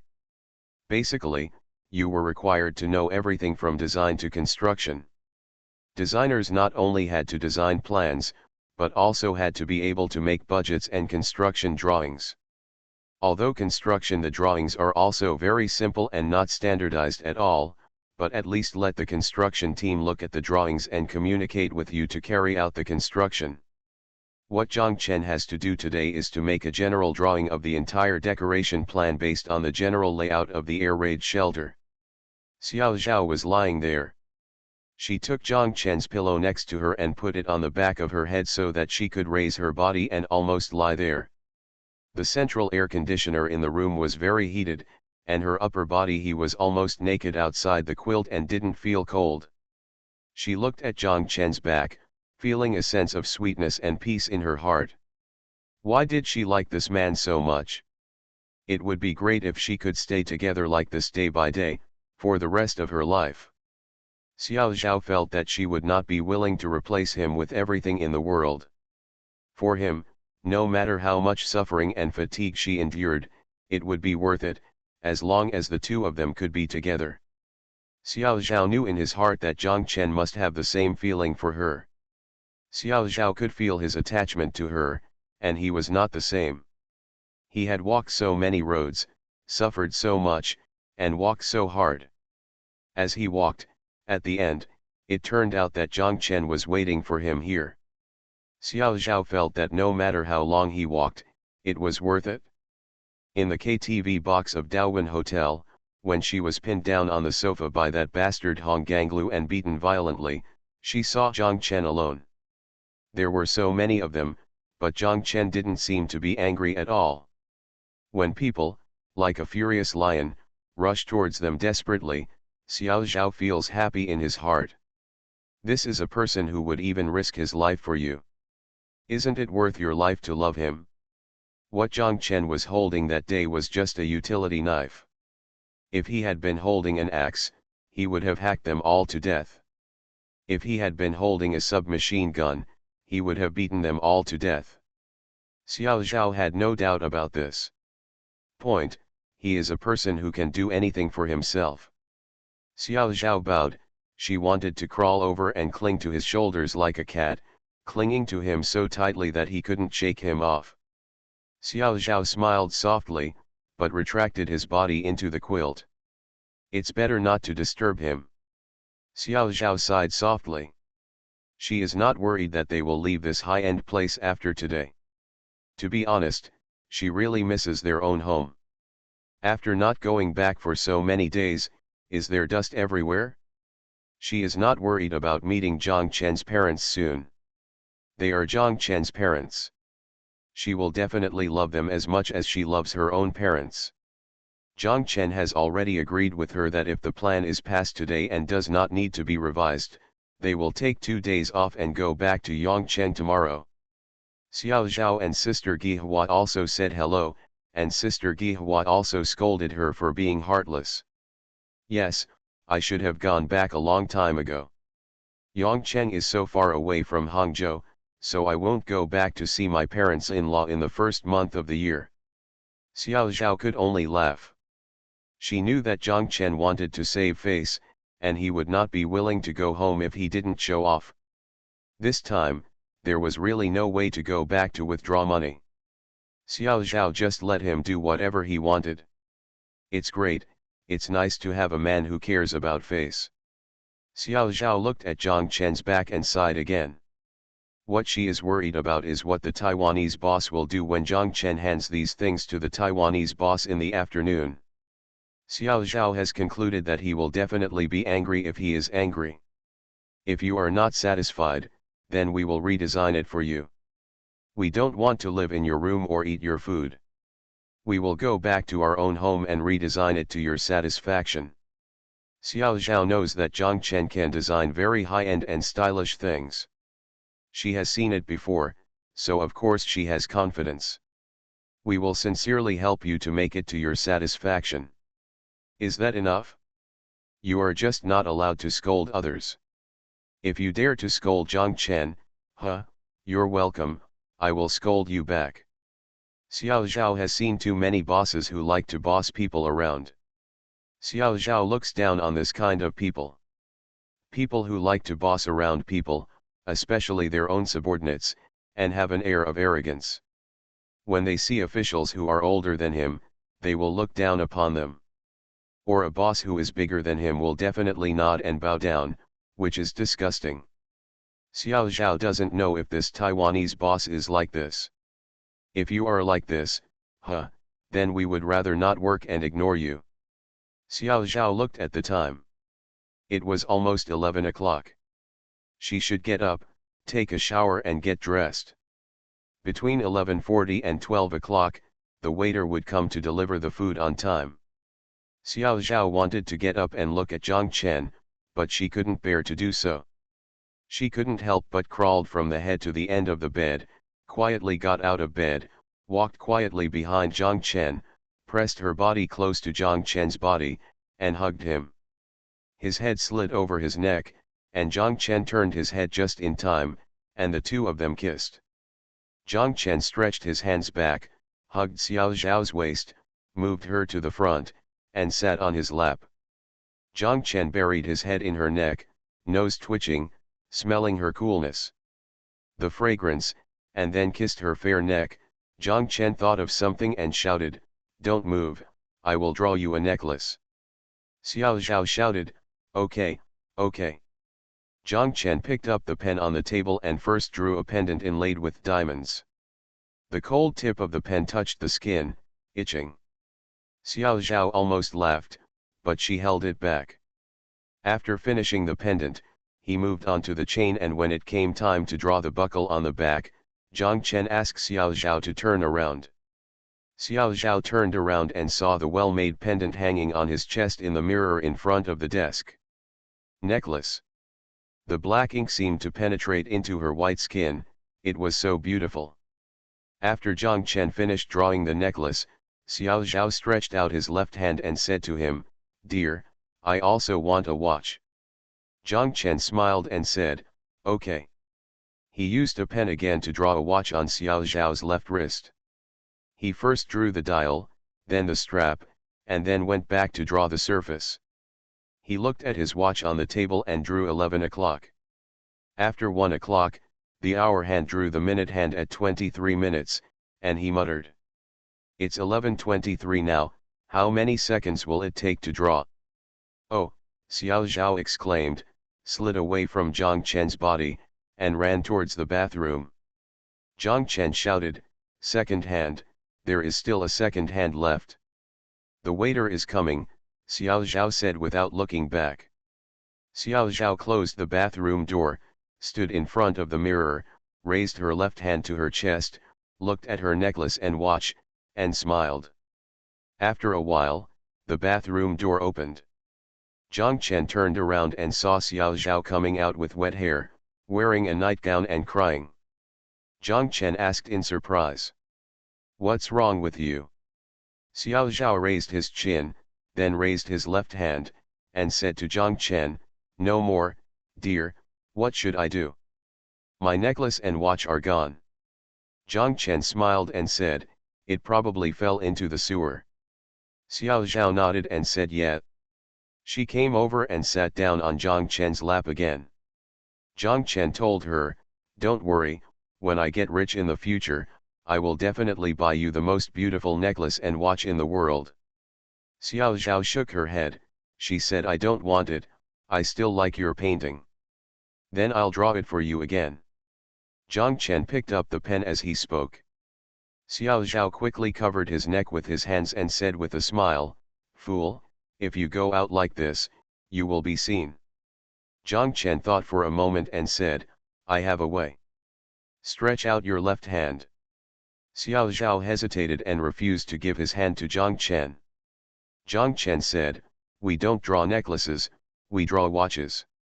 Xiao Zhao obediently extended her left hand to Zhang Chen, and Zhang Chen drew the dial and strap on her left hand. The watch she drew this time was very small and delicate, and the strap was also very thin. When it came time to draw the dial, Xiao Zhao said, "Draw 11:48. "Why?" Zhang Chen asked curiously. "At this time, the waiter will come to deliver the food." Zhang Chen agreed and drew 11:48. After drawing the watch, Zhang Chen stood up, walked to the bedside table, took Xiao Zhao's watch back, and put the watch on for Xiao Zhao. Xiao Zhao's watch happened to cover the watch Zhang Chen drew. Zhang Chen and Xiao Zhao said, "Did you see it? It can't be dropped now, can it?" Xiao Zhao giggled, "That's great, honey, I will wear it every day." Zhang Chen said, "Yes, then I will draw it for you every day and you will wear it for the rest of your life." Xiao Zhao said, "Yes, okay, don't cheat. I want it every day." This is Xiao Zhao's Zhang Chen watch. Thank you Qian Dad for your monthly ticket. Thank you to the third one from the top, reading books every day, on the shore 131, and Doll Tin Soldier for your continued rewards. Thank you for every recommendation, vote and reading. The Pentium Era, South to North. Author, Mei Shi Niang. Chapter 438. At 11:55, the doorbell rang. Xiao Zhao went over to open the door. As soon as the door opened, she told the waiter, "You are late." The waiter was stunned. He didn't know why he was late. He obviously served the meal as soon as it was ready.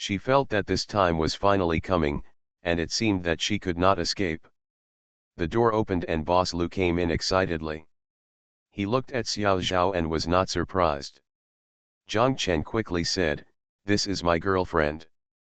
Xiao Zhao timidly said, "Hello." While Boss Lu was saying hello, he was looking at the stack of drawings on the desk. Zhang Chen quickly picked up the stack of drawings and handed them to Boss Lu. Xiao Zhao's heart was in his throat. Boss Lu stood there, looking at each one carefully, with a focused expression and his head shaking constantly. Xiao Zhao looked at the silhouettes of the two men and lamented in his heart. It's over. It looked like what he had guessed. Likewise, Boss Lu doesn't like any of them. After Boss Lu finished reading, he put the stack of drawings on his chest and breathed a sigh of relief. He looked at Zhang Chen and shook his head. Zhang Chen also looked at him and smiled. Xiao Zhao was so nervous that she almost screamed. She scolded Zhang Chen in her heart. He was about to get angry. How could you still laugh? It doesn't matter if the other party is not satisfied. We can start over. But, oh, at least you have a good attitude. 1 point, be sincere. Although I say I won't hit anyone with a smile, you are really laughing when you shouldn't. You are a pig. Boss Lu still shook his head. He lowered his head again, looked at the stack of paintings again, and kept shaking his head. He held the painting in his left hand, looked at Zhang Chen, hesitated to speak, and suddenly stretched out his right hand. Slapped Zhang Chen hard on the shoulder, and Xiao Zhao almost rushed over. If you have any objections, just say so. Why do you still hit people? Incredible. Great. Manager Zhang, you drew it into my heart. This plan is great. This is what I want. Boss Lu said continuously. Xiao Zhao almost cried. She felt that her back was covered with sweat. She looked at the air outlet of the air conditioner. It was too hot. Why, Zhang Chen is right, Boss Lu really likes him. Xiao Zhao looked at Zhang Chen, and Zhang Chen also turned to look at Xiao Zhao and smiled. Xiao Zhao felt that her tears were about to flow down, and she let out a long sigh. Zhang Chen asked Boss Lu to sit on the sofa. Boss Lu turned around and seemed to have discovered Xiao Zhao. He asked Zhang Chen, "Is this your girlfriend?" Zhang Chen nodded and said yes. "It's so beautiful."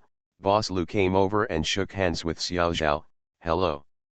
Xiao Zhao quickly held his hand and said, "Hello, Boss Lu. Your boyfriend is so talented." "Thank you. Thank you. Boss Lu is so discerning." Boss Lu was stunned for a moment, then laughed. He told Zhang Chen that your girlfriend is not only beautiful, but also good at talking, which is rare. Zhang Chen also laughed. Xiao Zhao's face turned slightly red and he thought to himself, how can you just like such immodest and immodest things, you have no vision, who has vision? Boss Lu looked at the two of them and said, by the way, I have made appointments many times, but I have never had the chance. Today is just the right time. Look at Manager Zhang. Your plan is also out. You can relax. I will treat you to dinner tonight, you can't refuse this time, okay? You must not refuse. Zhang Chen and Xiao Zhao quickly said, thank you, Boss Lu. Boss Lu walked to the desk, picked up the phone, dialed a few numbers, and said, I am Lu Bang, the great ancestor of the Han dynasty. Please arrange a box for me in the evening. Yes, it will be arranged at the same place. After putting down the phone, Boss Lu and Zhang Chen said, it's settled, at 6 o'clock, in the Singing Orioles in the Willows box on the 8th floor. Zhang Chen asked, Boss Lu, should I inform Manager Song? Why inform him? No, I hate them when I see them. There are only 3 of us tonight. I want to thank you specifically. Of course, I also want to thank your girlfriend, Boss Lu, and Zhang Chen said. He was about to leave and said to Zhang Chen, Xiao Zhao, I know you have worked hard. You haven't even gone out to play when you get here. Okay, now, I won't disturb you anymore. It's time for you to go out and take advantage of the opportunity. There is still snow now, let's go see the snow scene of Westlake. He walked a few steps toward the door, stopped again, and said to Zhang Chen. By the way, you'd better inform Lao Song and ask him to go to my room to sign the agreement at 10 o'clock tomorrow morning. Isn't this what he cares about the most? Zhang Chen said yes. The door closed behind Boss Lu, and Xiao Zhao couldn't wait to hug Zhang Chen. His tears had already rolled down his face as he could not hold back. Dear, do you know, I was almost scared to death in front of you, and this is true for Boss Lu. He only shakes his head when he feels bad. Why does he keep shaking his head when he feels good? It's true, Xiao Zhao cried too. Zhang Chen hugged Xiao Zhao and patted her back gently. Why are you crying? Didn't I tell you a long time ago that he would like it? Oh, I am so happy. Zhang Chen smiled and said, then you are not the same as Boss Lu. People cry when they are sad. Why are you still crying when you are happy? Xiao Zhao burst into tears and smiled, I am willing, I will cry as long as I want. Okay, by the way, are you too unsure of your man? No, it's not that I don't have confidence, I'm just worried. Of course I have confidence. Xiao Zhao said, feeling that it couldn't be justified. If you have confidence, why are you worried? If you have confidence, shouldn't you feel at ease? However, how can I be confident that my confidence is real and my worries are also real? Zhang Chen was also confused by Xiao Zhao. He wanted to say something, but Xiao Zhao blocked his mouth and prevented him from saying it. You are listening to Novels at Bless Up channel. Wish you happiness and luck. Please subscribe to receive new novels. How do you feel about this novel? Please like and leave a comment. The Pentium Era, South to North. Author, Mei Xiniang. Chapter 439. The Chinese restaurant of Wanghu Hotel is on the 8th floor, the top floor of the hotel, and the weeping orioles in the willows box faces the West Lake. On the side of the box next to the lake, the entire wall is covered with floor-to-ceiling glass. Although it is already night, the night has swallowed up the entire West Lake, and the lakeside has not yet had the colorful light show that was later seen. The sparse lights make the West Lake on this snowy night, it seemed particularly crisp and cold, but it had a different charm. Boss Lu and Zhang Chen drank hot rice wine with ginger and shredded ginger, while Xiao Zhao drank warm apple juice. After a few glasses of the heated rice wine with ginger and shredded ginger, people felt completely refreshed. Every pore is open. Once people became more lively, the atmosphere at the table changed. The coldness and politeness in front of them disappeared, and they started talking more to each other. Zhang Chen thought of a question that he had always wanted to ask Boss Lu, that is, he was far away in Taiwan, and judging by his accent, he could not be from the south of the Yangtze River. How did he find the air raid shelter under the Gemstone Mountain? Boss Lu smiled and said, this is a long story. Do you want to listen? Zhang Chen and Xiao Zhao both said they wanted to listen, and the story was not too long. Boss Lu told them, I am a member of the military village. Do you know about the military village in Taiwan? Zhang Chen and Xiao Zhao both shook their heads. This is very similar to the military compound in your mainland. However, there is still a big difference between the military community and the military compound. In the mainland, family members can only join the army after reaching a certain level. This military compound lives in a military compound. The courtyards are basically hierarchical and have a relatively single composition, which is the military cadre compound. Our military dependence villages are different. The composition of the military dependence villages is relatively complex. Of course, they are mainly military personnel who retreated to Taiwan from the mainland. There are officers and soldiers, veterans, and some teachers and low-level officials. After all, they are all government officials who have arrived in Taiwan with no fixed residence and little money in their pockets. They live in military villages provided by the government. The houses in the military dependence village were mainly military camps left over from the Japanese colonial period. They couldn't accommodate them, so some simple thatched houses were expanded around them, and later converted into brick bungalows, including illegal buildings built by these people themselves. We villagers have several characteristics. First, they are from other provinces and came from various provinces and cities in mainland China. Second, they are poor. Those who have money have bought their own properties. Who would live in a dependent village where there is no toilet at home? Village. There are also people who have no power and power. Those who are powerful have arranged themselves well and will not live in military villages. In the 1970s, the real estate industry in Taiwan was booming. High-rise buildings and urban development plans were being built everywhere. Old houses were demolished and rebuilt. There were only military villages. Because the issue of land ownership was always unclear, there was no way to demolish and build. So our military-dependent villages have become the most dilapidated, crowded, and backward places, just like slums in the city. For this reason, the people in the military villages are looked down upon by others, especially those from the province who have recently become prosperous. But it is precisely because of this that we people in the military villages are particularly united. I was born in Taiwan, but I am from Shaanxi. Next door to my house, there is an Uncle Xiao. He and my father are close friends. He is from Hangzhou. When he left the mainland, he did not get married. When he arrived in Taiwan, he did not marry. I found the right one, and there was always one person.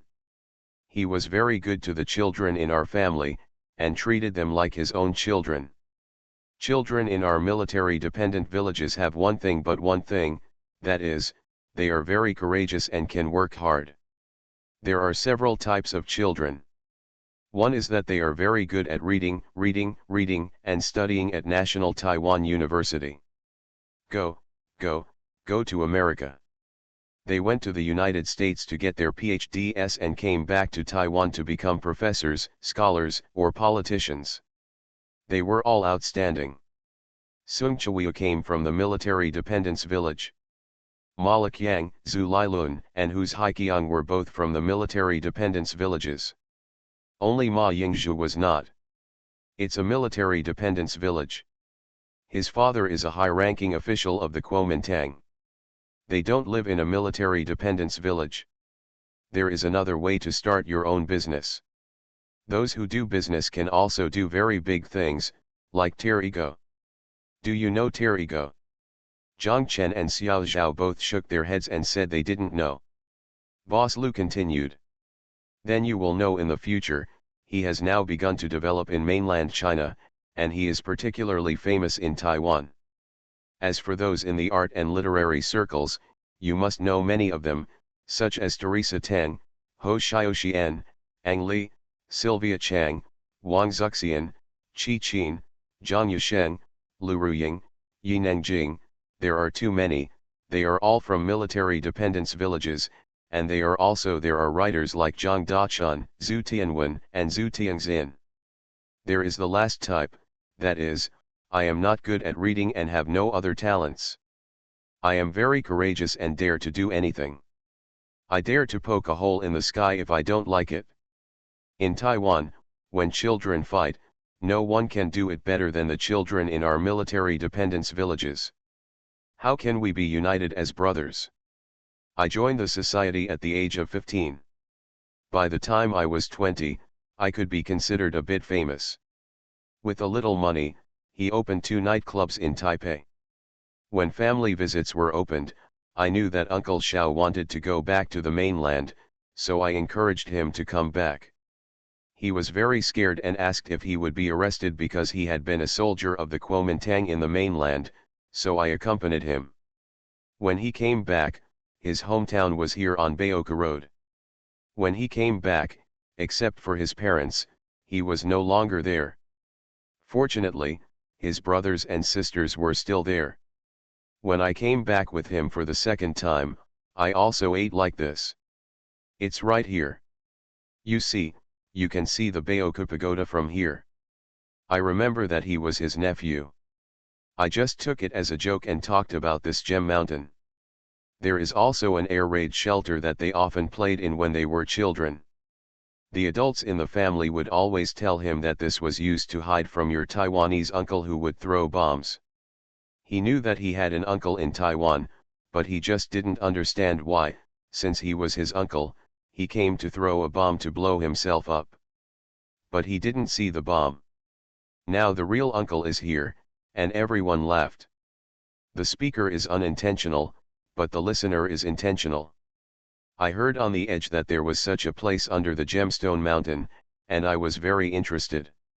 I asked him to take it to see the next day. I liked this place as soon as I saw it. We military villages are not Japanese military camps in the past. They also have trenches, bunkers, and tunnels. When we were children, we often played in tunnels, but they were not as big. Boss Lu raised his cup and said to Zhang Chen, originally, I thought that the entertainment industry would have a big explosion in the mainland. I just wanted to build a different entertainment center here. How? It's different, hey, I just can't tell. I got through to you at 1 o'clock that day, and I saw your paintings in the afternoon. To be honest, at that moment, I almost cried. I almost cried too. I was worried you wouldn't like it, Xiao Zhao said. How is it possible? How is it possible? Boss Lu laughed loudly and said, how does this feel? Manager Zhang, let me tell you, when I see your paintings, it feels like, when I was a child, I was in a military village. The feeling of being poor, miserable, depressing and hopeless has all come back, and this is what I want. Doesn't it sound a bit cheap? Boss Lu asked. It's either a bit, or it's a bitch. The richer people are, the more they want to be high-end and fashionable. Why do you still want to go back and live a miserable life now that you are rich?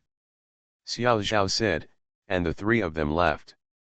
Boss Lu said, this is not about going back, it is about taking a nap occasionally. When you are rich in the future, I believe you will be rich. By then you will know that when you are tired of eating big fish and meat, you just want to. Of course you can't bear to live a miserable life with a simple diet, but it's still good to occasionally bring back some memories of that kind of life. Just like when we look back now and think about the sufferings in the past, because you have come over, they have become beautiful memories. Only the good ones are left, and the bad ones are automatically filtered out. This is not only for our military dependence village. Children, the same goes for you in mainland China. I met many people who used to go to rural areas to jump in queues or go to Baidawang. They desperately wanted to return to the city. I know a friend in Baidawang. He returned to the city to recover from his illness. He pretended that he was highly myopic and was about to go blind. He deliberately bumped into a tractor while walking. What is this person doing now? Be a writer, write novels for educated youth, and put himself. That time in the great northern wilderness was written like a paradise. Even in paradise, you still want to hit the tractor and crash back into the world. Zhang Chen and Xiao Zhao laughed. Zhang Chen felt that Boss Lu was right. There is indeed such a situation now. He thought of the salesperson from Yongcheng Stationery Store. He might also be participating in various educated youth sororities. He described his years of jumping in line into extraordinary years. Zhang Chen is also curious about one thing, that is, Boss Lu, according to himself, joined the society at the age of 15, and he probably hasn't read any books, but judging from his words and eyes, he doesn't look like an uninformed people. Zhang Chen asked, Boss Lu, I heard that guy complaining that you always said something postmodern to him. You are. Boss Lu laughed and said, I understand what you mean. You want to ask, How do I know such fashionable words if I haven't read any books, right? Jiang Chen smiled sheepishly. Boss Lu said, I haven't read any books, but my friends have. They have read too many books. Didn't I say that the children in our military dependence village are very united? We are united when we are young, and we grow up together. It has become a friendship. When they come back from abroad, they will come to my place to sit. We often eat, drink tea and chat together. I know a lot from them. There is another director in Taiwan named Edward Yang. I don't know if you know this, but he is also from a military-dependent village. He often comes to my place and I have funded 2 of his films. In this society, it is important how many books you read. I now require my children to study hard. It is also important to know which friends you make. Many times, even the friends you make are more important than the ones you make. The books you read are still important. Friends are alive, and their influence on you must be greater than books. No wonder Jiang Chen nodded. Come on, Manager Jiang. Oops, I won't call you Manager Jiang anymore. Can you call me little brother? It's too annoying to call you manager. And Xiao Zhao, come on, let me toast you. Boss Lu raised his glass and said to them, I'm not bragging. I've been through ups and downs, and I can say that I've seen countless people. I still have a very good eye for people. I'm optimistic about you too, Xiao Zhao. You are lucky to find a boyfriend like Brother Jiang, and it is also your blessing to find a girlfriend like Xiao Zhao. Little brother, you must cherish it. Xiao Zhao quickly said Jiang Chen also said yes, thank you, and the 3 of them drank it all in one gulp. Thank you Adapen for your monthly votes and recommendation votes. Thanks for all the votes and reading. The Pentium Era, South to North. Author, Mei Xiniang. Chapter 440. After eating, Jiang Chen and Xiao Zhao returned to the room. They packed their things and went back to Sanbao first. Jiang Chen and Xiao Zhao had both asked for leave. They were going back to Yongcheng tomorrow morning, so they would start from here. Because it is very close to Wulanmen bus station from here. Take the bus at the door and you will be there in 2 stops. They will check out early tomorrow morning, so they have to take a lot of things they brought home first, and also put Xiao Zhao's bicycle back home. Jiang Chen will then take her and ride to the Hunky Hotel, where Jiang Chen leave your bicycle at the Red Flag Hotel and take the bus here. In this way, when they come back from Yongcheng, they can take the bus directly to the Hunky Hotel to ride. They can't park their cars at Wulanmen bus station. No one cares about the parking lot there at night. Parking their cars there will end up worse than Jiang Chen's first bicycle. Friends in society don't even know how to use a tripod. Leave it to them. They returned home and put away their things. Xiao Zhao felt a little nostalgic again. She hooked her arm on Jiang Chen's shoulder and said, Honey, how about we sleep at home at night and get up early tomorrow? Jiang Chen said no, it will be the morning rush hour tomorrow. When we arrive at your unit, we will go to Wulanmen from there. It is still a long way, and we don't know if we can squeeze into the car. Xiao Zhao pouted and said, Okay, let's go. They returned to the Wanghu Hotel. It was almost 10 o'clock. The 2 of them were preparing to wash up and go to bed. The doorbell rang. The 2 of them looked at each other. They were very surprised. They had eaten too much for dinner.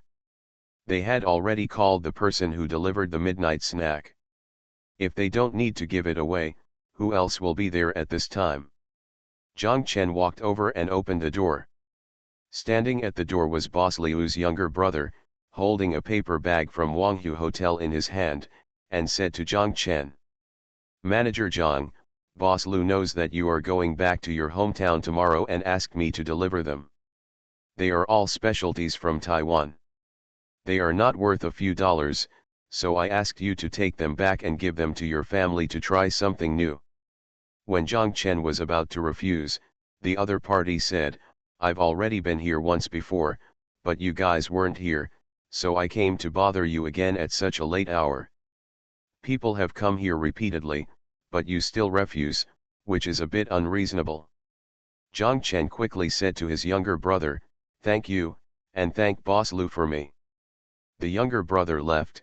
Jiang Chen closed the door, walked back and opened the bag, and saw 4 cartons of longevity cigarettes, 2 cans of frozen top oolong tea, and 2 boxes of pineapple cakes in tin plate boxes. Xiao Zhao put these with the ones they bought in the afternoon. After putting the things together, he said to Jiang Chen, "Boss Lu is a really nice person." Jiang Chen nodded and said, "This is probably what he said, the character of the children in their military village. They are affectionate and righteous.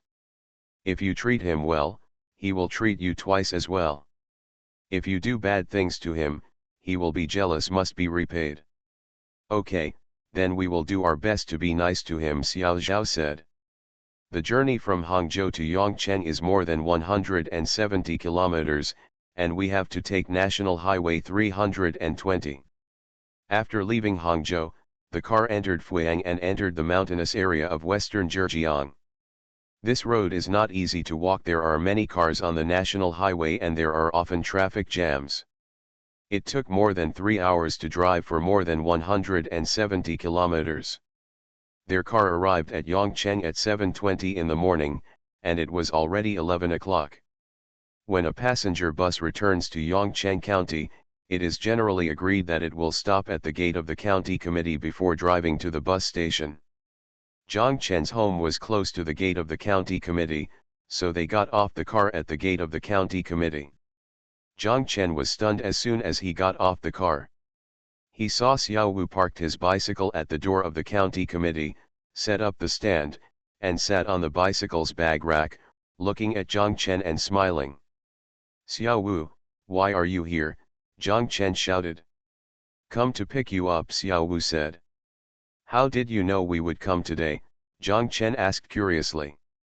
"I went to your house last night. Your mother told me," Xiao Wu said. He looked at Xiao Zhao and asked, "Is this Xiao Zhao?" "Hello, sister-in-law." Xiao Zhao quickly said, "Hello, you are Yilin's master. I often hear Yilin talk about you. Do you know her?" Jiang Chen was surprised again and asked Xiao Wu. "Zhangzi told me everything about you, otherwise why would I go to your house so often?" Xiao said, "It's just that there was no news after you said goodbye to Zhangjiang. Zhuangzi and the others are very anxious. Let's go and give him a message first.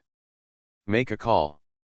Jiang Chen agreed, and they put their luggage on Xiao Wu's bicycle and bag rack, and the 3 of them walked towards the post and telecommunications office opposite the county committee. "Xiao Wu, thank you. My mother told me that you wrapped all their rice and coal cakes," Jiang Chen said to Xiao Wu. "Hey, it's all a trivial matter. Just come back safely and everything will be fine," Xiao Wu said. "I heard that you are going back to Hangzhou early tomorrow morning." Jiang Chen said, "Yes, we only took 2 days off. I am now working in a decoration company in Hangzhou, still doing my job, and Xiao Zhao works in a hotel." "That's good too. The key is that 2 people can be together." Jiang Chen nodded. He understood that Xiao Wu meant something. He and Jin Lily were in Hiken. They were lovers in name, but in reality they were just like passers-by. They saw each other for a long time, but they were always unhappy. And scattered, what's the point? The 3 of them crowded into the long-distance telephone booth of the post office. Xiao Wu took out a magnetic card, inserted it into the phone, dialed Lu Ligan's big brother, and said to Lu Ligan, "Zhangzi, I have called Brother Chen." He handed the phone to Jiang Chen. Jiang Chen took the phone and didn't know what to say for a moment. It was Xiao Zhao who shouted from the side, "Brother Ganzi, hello. I'm Xiao Zhao. We've arrived in Yongcheng." Lu Ligan shouted on the phone, "Hello, Xiao Zhao, where is Jiang Chen? Let that bastard answer the phone."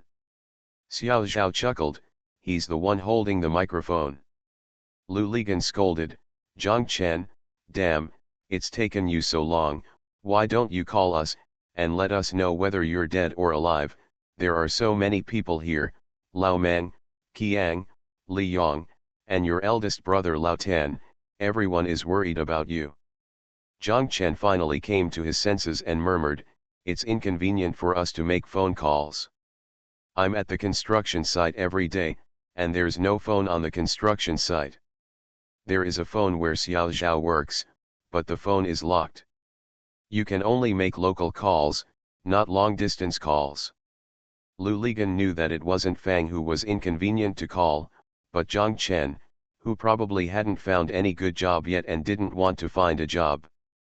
This boring guy wanted to save face. He refused to go back to Yongcheng when he arrived in Hangzhou. This is probably the reason. Although he knew that Zhang Chen didn't want to say anything, Lu Ligan still asked, "What are you doing in Hangzhou now?" Zhang Chen smiled and said, "Xiao Zhao works as a waiter in a hotel, and I work in a decoration company. Just like when I first arrived in Haikan, I am still an instructor. Starting from scratch, that's not a bad idea." Lu Ligan said this, but his heart was sour. What hotel did Xiao Zhao go to as a waiter? If there was any way, would Xiao Zhao be the waiter? Zhang Chen is still working as an instructor and on-site manager of the construction site, which means that he has not even become a designer yet. Even so, Zhang Chen and the others are not willing to return to Yongcheng, but want to stay in Hangzhou. Lu Ligan understands him. Now that they have returned to Yongcheng, they are familiar with each other when they lower their heads and look up. What should I say? This is Hangzhou. For better or worse, at least no one knows them. Stop talking about me, let's talk about you, Zhang Chen said. Did you and Lu Yun get into trouble after you went back that day? What happened next? On the night of New Year's Eve, I didn't have time to ask. It's okay. She sent Wenwen and Qian away without saying anything. Then burn high incense. But the result is still the same, Lu Yun is gone. Ah, Zhang Chen was surprised. Where has she gone? I don't know, no one knows. She told me that she went to Nanjing, but no one could contact her. Because of this, Li Yong even hit me with an ink bottle. You deserve it. You must have made her angry, right? Conscience of heaven and earth, it's really not me. Why the hell did you all think it was me? It was really she who said she wanted to break up, Lu Ligan said. By the way, if you go back to Hangzhou, how will I find you again? I won't continue. Play missing. Zhang Chen told Lu Ligan the phone number of Xiao Zhao and his team's duty room. After hanging up the phone, the three of them left the post office and continued walking to Zhang Chen's house. Xiao Wu and Zhang Chen said, "Brother Chen, I didn't tell anyone else about your return either." "Okay, thank you, Xiao Wu," Zhang Chen said. "When I came out in the morning, I met Sister Shahen. I told her and asked her if she wanted to pick you up together. Sister Shahen seemed a little embarrassed to see you." Zhang Chen nodded. "Who is Sister Shahen?" Xiao Zhao asked from the side. "We are from a theater troupe, and Zhuangzi's former girlfriend originally wanted to go to Hainan with us, but my family didn't agree and we couldn't go," Zhang Chen and Xiao Zhao said. Xiao Zhao nodded, as if he had some understanding. The three of them walked forward for a while, and Xiao Wu said, "Brother Chen, Sister Shahen is a mother." "Ah," Zhang Chen was surprised again, "so fast?" "Yes, I gave birth to a daughter. I didn't dare to tell Brother Zanzi about this." "It was right not to tell," Xiao Wu. Zhang Chen sighed. "In the heart of the pole, there is always Tan Shahen." Thank you, book friend 201909230054291143 for your monthly ticket. Thank you, book friend 201906240913035441 for the reward. Thank you for every recommendation, vote and reading.